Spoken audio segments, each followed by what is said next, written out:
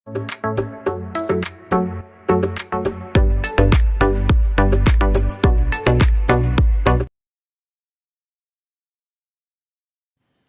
ഏവർക്കും study Nifty മലയാളത്തിൻ്റെ daily market ന്യൂസിലേക്ക് സ്വാഗതം. ഇന്ന് ഒക്ടോബർ 24 വെള്ളിയാഴ്ചയാണ്. ആദ്യം നമുക്ക് ഇന്നലത്തെ മാർക്കറ്റിൽ നിന്ന് ആരംഭിക്കാം. വ്യാഴാഴ്ച തുടർച്ചയായിട്ടുള്ള 6ാമത്തെ സെഷനിലും നേട്ടത്തിലാണ് സെൻസെക്സും നിഫ്റ്റിയും ക്ലോസ് ചെയ്യുന്നത്. ഈ 6 ദിവസം കൊണ്ട് ഏകദേശം 3% നേട്ടമാണ് നിഫ്റ്റിയും സെൻസെക്സും ഉണ്ടാക്കിയത്. ടെക് സ്റ്റോക്കുകൾ തന്നെയാണ് ഇപ്പോൾ കൂടുതൽ ഫോക്കസിലുള്ളത്. ഇന്നലെ IT സെക്ടറാണ് നല്ല നേട്ടമുണ്ടാക്കിയത്. 2.26% ഉയർന്നു. ഇപ്പോഴത്തെ GSTയിൽ ഉണ്ടായിരിക്കുന്ന വ്യത്യാസങ്ങളും കൂടാതെ ഇന്ത്യയും US തമ്മിലുള്ള ഒരു കരാർ ഉടൻ ഉണ്ടാകും എന്നുള്ള പ്രതീക്ഷകളുമാണ് ഇപ്പോഴത്തെ ഈ റാലിക്ക് കാരണം. ഇന്ത്യയും US തമ്മിലുള്ള ഒരു കരാർ ഉടൻ തന്നെ പ്രാവർത്തികമാകുമെന്നും ചർച്ചകൾ പുരോഗമിക്കുകയാണ് എന്നും വാണിജ്യ മന്ത്രി പീയൂഷ് ഗോയൽ സ്ഥിരീകരിച്ചു. സമീപ ഭാവിയിൽ തന്നെ കരാർ അന്തിമമാക്കാനാണ് ഇരു രാജ്യങ്ങളും ലക്ഷ്യമിടുന്നത്. ഇനി ഇന്ത്യൻ വിപണിയിൽ ഇന്നലത്തെ ആ ഇടിവിന്റെ പ്രധാനപ്പെട്ട കാരണം നോക്കുകയാണെങ്കിൽ റിലയൻസ് ഇൻഡസ്ട്രീസ് ഏകദേശം 2% മുകളിൽ ഇടിഞ്ഞതാണ് ഇന്നലെ ഇന്ത്യൻ വിപണിയിൽ ഉണ്ടായ വലിയൊരു ഇടിവിന് കാരണമായത്. അതിന്റെ പ്രധാനപ്പെട്ട കാരണം ഇതായിരുന്നു. US പുതിയ ഉപരോധങ്ങൾ കാരണം റഷ്യയിലെ സോഫ്റ്റ് നെഫ്റ്റിൽ നിന്നും ലുക്കോയിൽ നിന്നും ക്രൂഡ് ഓയിൽ വാങ്ങുന്നത് റിലയൻസ് ഇൻഡസ്ട്രീസ് നിർത്തിയേക്കും. ഇന്ത്യയുടെ റഷ്യൻ എണ്ണ ഇറക്കുമതിയുടെ 60% ഈ 2 റഷ്യൻ കമ്പനികളാണ് വഹിക്കുന്നത്. റോസ് നെഫ്റ്റിൽ നിന്നും പ്രതിദിനം ഏകദേശം 5 ലക്ഷം ബാരലിനുള്ള റിലയൻസ് ഇൻഡസ്ട്രീസിന്റെ ദീർഘകാല കരാറാണ് ഇതോടുകൂടി നിർത്തലാക്കുക. ഇന്ത്യയുടെ മൊത്തം റഷ്യൻ എണ്ണ ഇറക്കുമതി ഇതോടെ കുത്തനെ ഇടിയും എന്ന് തന്നെയാണ് ഈ വാർത്ത സൂചിപ്പിക്കുന്നത്. ഇന്നലെ ഓയിൽ പ്രൈസുകൾ ഏകദേശം 5% നേട്ടമുണ്ടാക്കിയിരുന്നു. റഷ്യയിലെ ഏറ്റവും വലിയ ഈ 2 എണ്ണ കമ്പനികൾക്ക് മേൽ US പുതിയ ഉപരോധം ഏർപ്പെടുത്തിയത് തന്നെയാണ് വ്യാഴാഴ്ച എണ്ണവില ഏകദേശം 5% മുകളിൽ ഉയരാൻ കാരണമായത്. ഏതായാലും റിലയൻസ് ഇൻഡസ്ട്രീസിനെ സംബന്ധിച്ച് നെഗറ്റീവായിട്ടുള്ള ഒരു വാർത്ത തന്നെയാണ്. അടുത്തതായി ഡിലോയ്റ്റ് ഇന്ത്യ 2026 സാമ്പത്തിക വർഷത്തിൽ 6.7 മുതൽ 6.9 വരെ GDP വളർച്ച പ്രവചിക്കുന്നു. ശക്തമായിട്ടുള്ള ആഭ്യന്തര ആവശ്യകതയും നയ പരിഷ്കരണങ്ങളും വളർച്ചയെ സഹായിക്കുന്നു.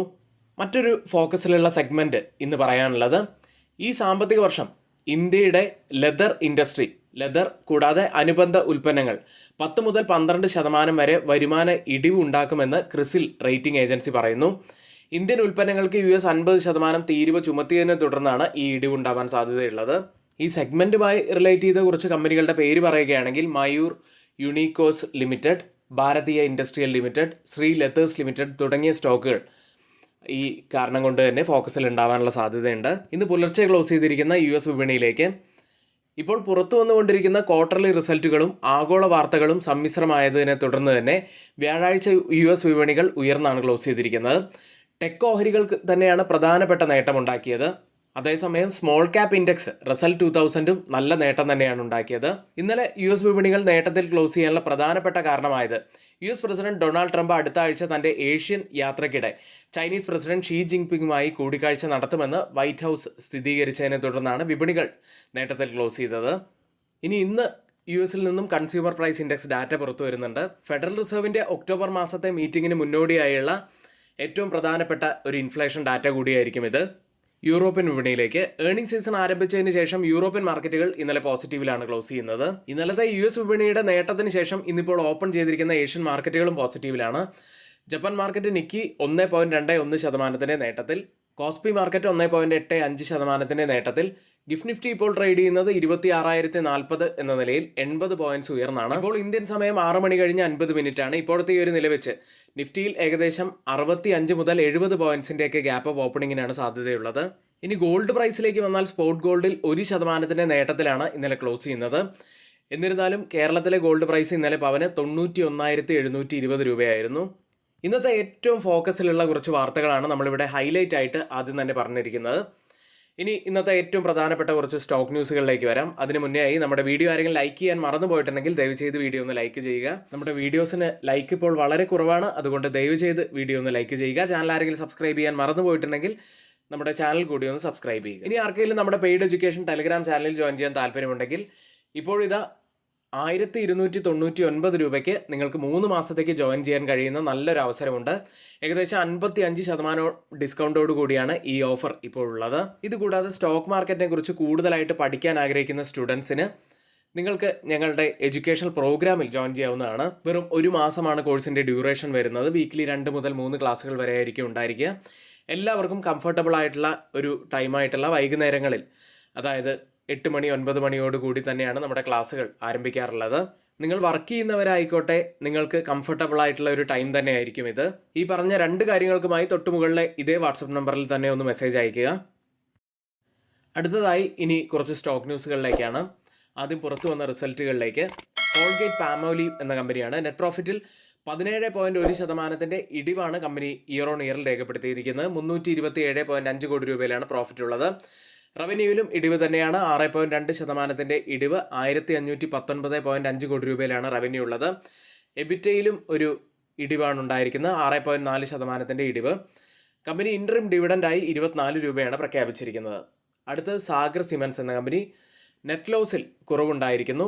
44.17 കോടി രൂപയായിട്ട് നെറ്റ് ലോസ് ചുരുങ്ങി. 56.98 കോടി രൂപയിലായിരുന്നു കഴിഞ്ഞ വർഷം ഇതേ കാലയളവിൽ നെറ്റ് ലോസ് ആയി റിപ്പോർട്ട് ചെയ്തിരുന്നത്. ഇനി റവന്യൂവിൽ വർധനവുണ്ടായിരിക്കുന്നു. 26.7% വർധനവ്, 601.9 കോടി രൂപയിലാണ് റവന്യൂ ഉള്ളത്. എബിറ്റയിൽ നല്ല വർധനവുണ്ടായിരിക്കുന്നു. 157.6% വർധനവ്, 51.3 കോടി രൂപയിലാണ് എബിറ്റ ഉള്ളത്. അടുത്ത PTC ഇന്ത്യ ഫിനാൻഷ്യൽ സർവീസസ് എന്ന കമ്പനിയാണ്. നെറ്റ് പ്രോഫിറ്റിൽ 86.2% നല്ല വർധനവുണ്ടായപ്പോൾ 88.14 കോടി രൂപയിലാണ് പ്രോഫിറ്റ് ഉള്ളത്. പക്ഷേ റവന്യൂവിൽ ഏകദേശം 20%-നോടടുത്ത് 19.3% ഇടിവാണ് വന്നിരിക്കുന്നത്. 131.8 കോടി രൂപയിലാണ് റവന്യൂ ഉള്ളത്. അടുത്ത സൗത്ത് ഇന്ത്യൻ പേപ്പർ മിൽസ് എന്ന കമ്പനിയാണ്. നെറ്റ് പ്രോഫിറ്റായി രേഖപ്പെടുത്തിയിരിക്കുന്നത് 2.8 കോടി രൂപയാണ്. കഴിഞ്ഞ വർഷം ഇതേ കാലയളവിൽ 1.21 കോടി രൂപ നഷ്ടത്തിലായിരുന്നു കമ്പനി ഉണ്ടായിരുന്നത്.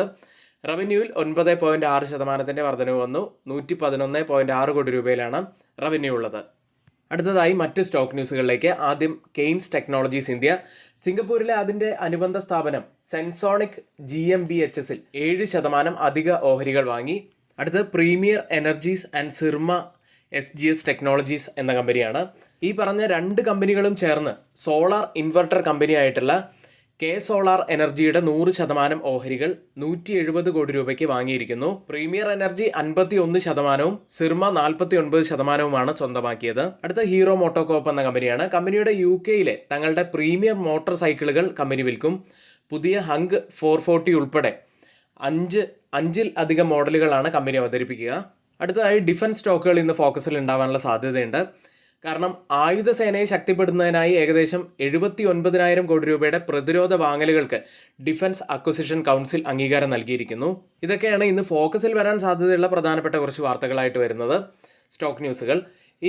ഇന്ന് റിസൾട്ട് വരുന്ന പ്രധാനപ്പെട്ട കമ്പനികളുടെ പേര് മാത്രം ഒന്ന് പറയാം. Kodak Mahindra bank, pace Digitek, സാഷെ papers, Zen technologies, high energy batteries India, money box finance തുടങ്ങിയവയാണ്. ഇന്ന് F&O സെഗ്മെന്റിൽ ബാനായ സ്റ്റോക്ക് സമ്മൻ ക്യാപിറ്റൽ എന്ന സ്റ്റോക്ക് മാത്രമാണ്.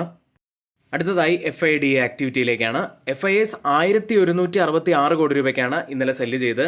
DIS ആവട്ടെ 3894 കോടി രൂപയ്ക്ക് ബൈ ചെയ്തു. മാർക്കറ്റിനെ ശക്തമായി തന്നെ പിടിച്ചു നിർത്താൻ ശ്രമിച്ചു. ഇന്ന് നമ്മൾ ശ്രദ്ധിക്കേണ്ട നിഫ്റ്റിയിലേക്കും ബാങ്ക് നിഫ്റ്റിയിലേക്കുമാണ്. നിഫ്റ്റി ഇന്നലെ ക്ലോസ് ചെയ്യുന്നത് 25,889-ൽ 20 പോയിന്റ്സ് മാത്രം ഉയർന്നാണ്. ഇന്നലത്തെ പ്രീ മാർക്കറ്റ് വീഡിയോയിൽ നമ്മൾ പറഞ്ഞ ഒരു കാര്യം ഒന്നുകൂടി ഇവിടെ ഒന്ന് നോട്ട് ചെയ്യാം. 26,135 മുതൽ ഓൾ ടൈം ഹൈ ലെവൽ ഒരു പ്രത്യേക സോൺ ആവാൻ സാധ്യതയുണ്ട്. ഒരു സെല്ലിംഗ് സോൺ കൂടിയാണത് എന്ന് നമ്മൾ പറഞ്ഞിരുന്നു. അതിന് മുൻപേ തന്നെ, അതായത് 26,100 ടച്ച് ചെയ്തതിന് ശേഷം ഒരു ഫോളോ വന്നു. ഏകദേശം ഒരു 30 പോയിന്റ് ഡിഫറൻസിലാണ് ഇപ്പോൾ ഈ ഫോളോ വന്നിരിക്കുന്നത്. ഇനി ഒരു പക്ഷേ ഫോള് ഇനിയും വരികയാണെങ്കിൽ ജൂൺ മാസത്തെ സ്വിംഗ് ഹൈ ആയിരിക്കും മറ്റൊരു പ്രധാനപ്പെട്ട ലെവലായി വരാൻ സാധ്യതയുള്ളത്. ഇനി ഫോളോ അവിടെയും നിന്നില്ലെങ്കിൽ ഒരുപക്ഷെ ഡൗൺ സൈഡിലെ ഈ ഒരു സപ്പോർട്ട് ട്രെൻഡ് ലൈൻ ടച്ച് ചെയ്തതിന് ശേഷമായിരിക്കും ഒരു റിവേഴ്സൽ വരുന്നത്. ഏതായാലും നമുക്ക് കാത്തിരുന്ന് തന്നെ കാണാം. അപ്സൈഡിൽ നമ്മൾ ശ്രദ്ധിക്കേണ്ടത് 26,135 മുതൽ all time high level break ചെയ്യുന്നുണ്ടോ എന്ന് തന്നെയാണ്. നിഫ്റ്റിയെ സംബന്ധിച്ച് തുടർച്ചയായിട്ടുള്ള 6ാമത്തെ ദിവസവും പോസിറ്റീവിലാണ് ക്ലോസ് ചെയ്തത്. പക്ഷേ മറ്റൊരു കാര്യമുള്ളത്, ഇന്നലത്തെ ഹൈയിൽ നിന്നും ഏകദേശം 200 പോയിന്റ്സ് ആണ് നിഫ്റ്റി ഇടിഞ്ഞത്.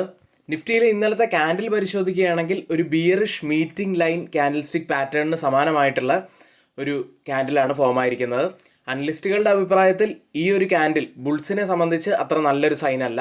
ഇന്നലത്തെ ലോ ബ്രേക്ക് ചെയ്യുകയാണെങ്കിൽ നമ്മൾ പ്രത്യേകം കോഷ്യസ് ആയി ഇരിക്കേണ്ടതുണ്ട്. അടുത്തതായി change in open interest data പ്രകാരം കോൾ സൈഡിലും പുട്ട് സൈഡിലും വന്ന വ്യത്യാസങ്ങളാണ്. ആദ്യം 25,900 സ്ട്രൈക്കിൽ 24% വർധനവാണ് പുട്ട് സൈഡിൽ കാണുന്നത്. ലോങ് ബിൽഡപ്പ് ആണ്. കോൾ സൈഡ് പക്ഷേ വീക്കാണ്. 31% ഇടിവ്, ഒരു ഷോർട്ട് കവറിംഗ് ആണ് കാണുന്നത്. 25,850 സ്ട്രൈക്കിൽ 58% വർധനവ് പുട്ട് സൈഡിൽ കാണാം, ലോങ് ബിൽഡപ്പ് തന്നെ. കോൾ സൈഡിൽ 44% ഇടിവ്, ഒരു ഷോർട്ട് കവറിംഗ് ആണുള്ളത്.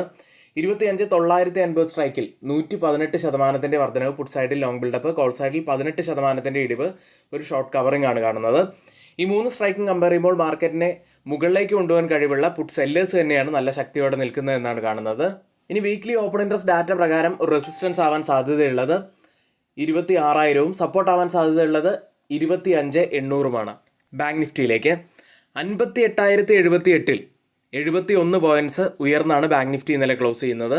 ബാങ്ക് നിഫ്റ്റിയെ സംബന്ധിച്ച് ഡൗൺ സൈഡിൽ 57,136 പ്രധാനപ്പെട്ട ഒരു ലെവലാവാൻ സാധ്യതയുണ്ട്. അവിടെ നിന്നും റിവേഴ്സലോ അല്ലെങ്കിൽ അപ്സൈഡിലെ ആ ഒരു റെസിസ്റ്റന്റ് ട്രെൻഡ് ലൈനും പ്രധാനപ്പെട്ടത് തന്നെയാണ്. ബാങ്ക് നിഫ്റ്റിയിൽ നമ്മൾ ശ്രദ്ധിക്കേണ്ട പ്രധാനപ്പെട്ട കുറച്ച് കാര്യങ്ങളാണ് പറഞ്ഞത്. ഇനി മന്ത്ലി ഓപ്പൺ ഇൻട്രസ്റ്റ് ഡാറ്റ പ്രകാരം ബാങ്ക് നിഫ്റ്റിയിൽ റെസിസ്റ്റൻസ് ആവാൻ സാധ്യതയുള്ളത് 58,500-ഉം സപ്പോർട്ട് ആവാൻ സാധ്യതയുള്ളത് 58,000-ഉമാണ്. ഇന്നത്തെ ഏറ്റവും പ്രധാനപ്പെട്ട കുറച്ച് വാർത്തകളാണ് നമ്മളിവിടെ ഷെയർ ചെയ്തിരിക്കുന്നത്. ആർക്കെങ്കിലും നമ്മുടെ പെയ്ഡ് എഡ്യൂക്കേഷൻ ടെലിഗ്രാം ചാനലിൽ ജോയിൻ ചെയ്യാൻ താല്പര്യമുണ്ടെങ്കിൽ ഇപ്പോൾ തന്നെ തൊട്ട് മുകളിലെ വാട്സ്ആപ്പ് നമ്പറിൽ ഒന്ന് മെസ്സേജ് അയച്ച് നിങ്ങൾക്ക് ജോയിൻ ചെയ്യാവുന്നതാണ്. ഇപ്പോൾ ഇത് 55% ഡിസ്കൗണ്ടോട് കൂടി 3 മാസത്തേക്ക് വെറും 1,299 രൂപ മാത്രമാണ് ഫീസായിട്ട് വരുന്നത്. കഴിയുന്നവർ ഇപ്പോൾ തന്നെ ജോയിൻ ചെയ്യാൻ ശ്രമിക്കുക. ഇന്നിവിടെ നമ്മൾ പറഞ്ഞ എല്ലാ കാര്യങ്ങളും ഏറ്റവും ഓതറൈസ്ഡ് ആയിട്ടുള്ള സൈറ്റുകളായ money control, mint, Reuters, CNBC, financial express തുടങ്ങിയ മാധ്യമങ്ങളിൽ നിന്നാണ് എടുത്തിരിക്കുന്നത്. മറ്റുള്ളവയെല്ലാം നമ്മുടെ വ്യൂസ് മാത്രമാണ്, ഒരിക്കലും ആ റെക്കമെൻഡേഷൻ അല്ല, നിങ്ങളുടെ എഡ്യൂക്കേഷൻ പർപ്പസിന് വേണ്ടി മാത്രമാണ് ഷെയർ ചെയ്യുന്നത്. എങ്കിൽ ഇന്നത്തെ ഈ വീഡിയോ ഇവിടെ പൂർത്തിയാവുന്നു. ഏവർക്കും നന്ദി.